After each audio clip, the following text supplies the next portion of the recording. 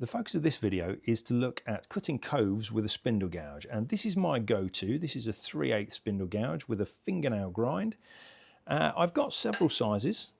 I've got a 1/2 inch and I've got a 1/4 inch as well. So 1/2 inch 12mm, 3/8 10mm, 1/4 inch 6mm. Those sizes don't exactly translate, but they're close enough for what we're doing here. They're all ground the same, so the choice of tool is purely down to the size of the work that I'm doing. So big stuff gets the 1/2 inch, little stuff like draw pulls, things like that, get the little 1/4 inch, and the 3/8 is very much my go-to tool.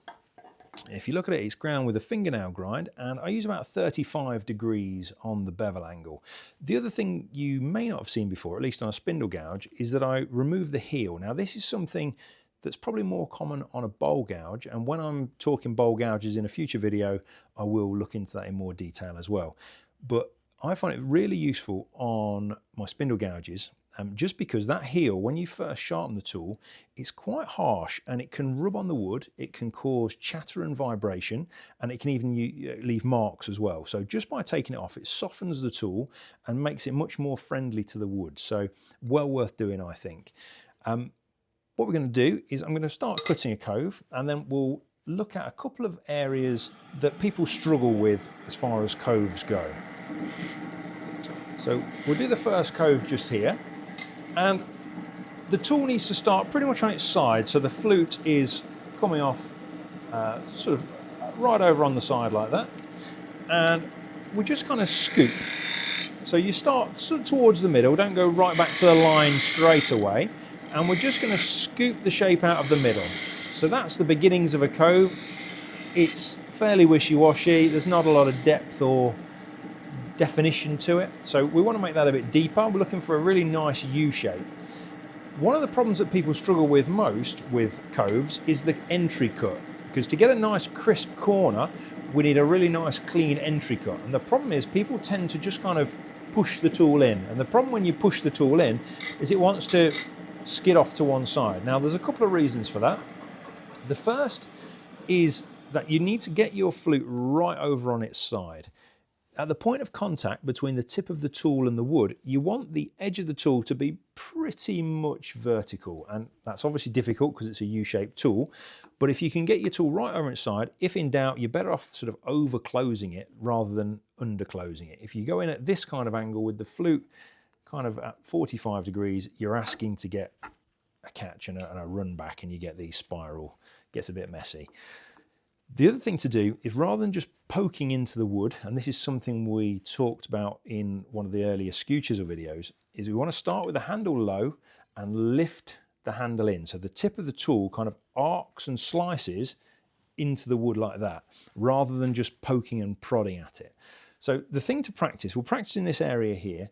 The thing to practice is cutting lines. Okay, so if I just prod at the tool with the flute slightly open, it wants to run off. Even closing it, if I prod it, it's just going to run away.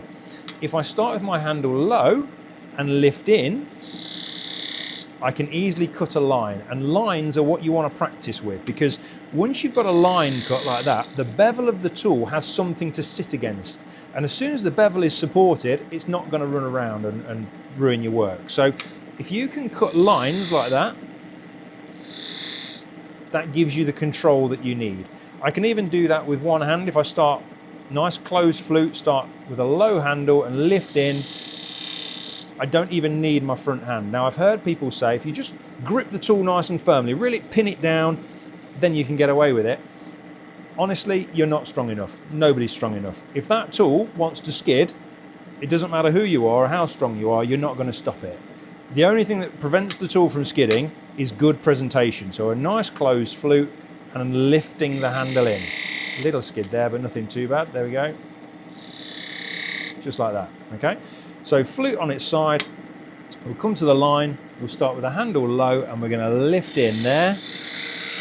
And once you're in the cut, then the focus is on creating a good shape. So we'll come in the other side here, we'll lift it in. And again, lift in on the line, there we go. And round, okay, and round.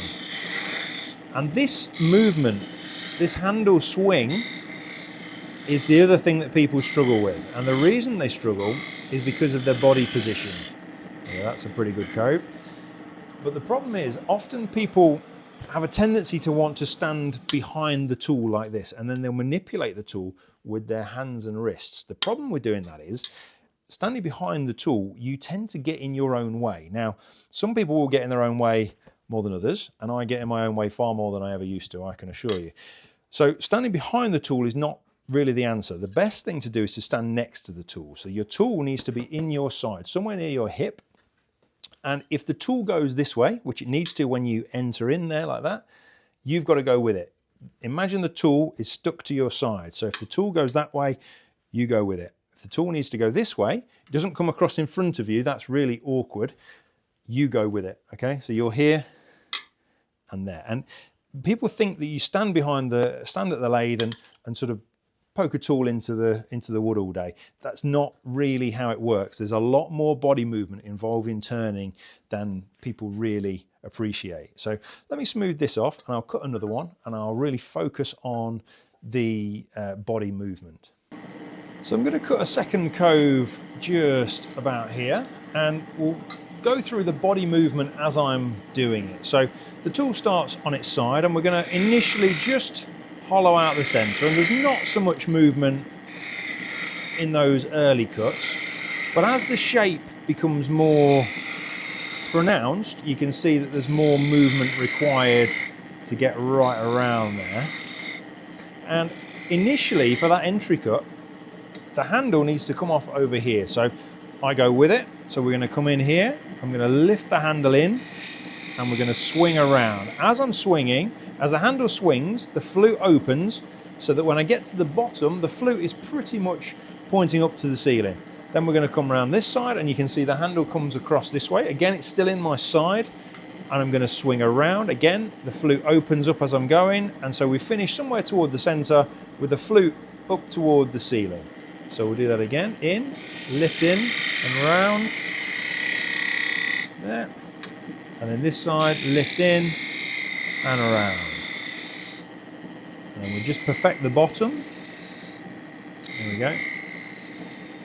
So you can see how much movement is required to get around a cove like that. The other thing to notice, generally speaking, when you read your books and things like that, they'll tell you need to cut just to the very bottom of the cove. That's the very bottom, and you never go uphill. And that's right to a point. You're certainly never cutting up here when you go past the middle.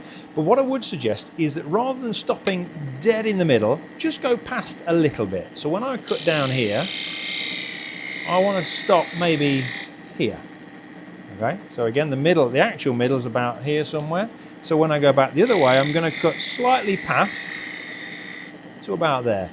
That way you get a much better shape at the bottom of your cove. If you stop bang in the middle, you'll tend to end up with more of a kind of V shape at the bottom rather than this lovely flowing U that we're really looking for. My favourite type of cove is a cove that's known as an asymmetric cove.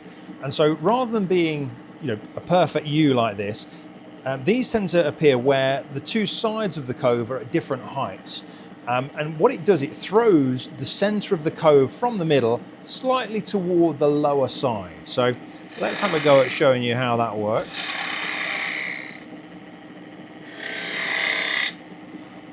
Again, this is something you'll find a lot more on kind of antique turnings. A lot of modern turnings, especially mass-produced ones, tend to be a lot more linear. They don't have a lot of variation in their diameters. Whereas a lot of the kind of Victorian and Edwardian turnings, you'll find that there's a lot more different diameters used, and so you get a lot more of this kind of variation.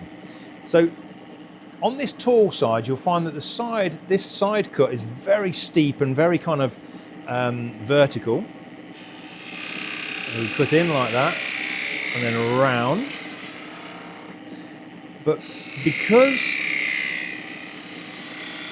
the two shoulders are at different heights, rather than the center of the cove, as it were, being kind of there, which is visually the center, what you tend to find is that it naturally falls a bit more toward the low side.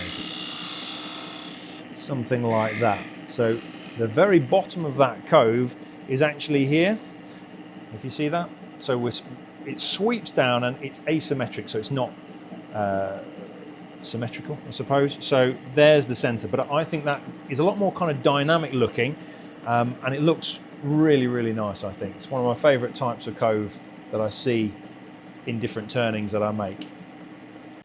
That's the basics of turning a cove with a spindle gouge. I hope you found that interesting and useful.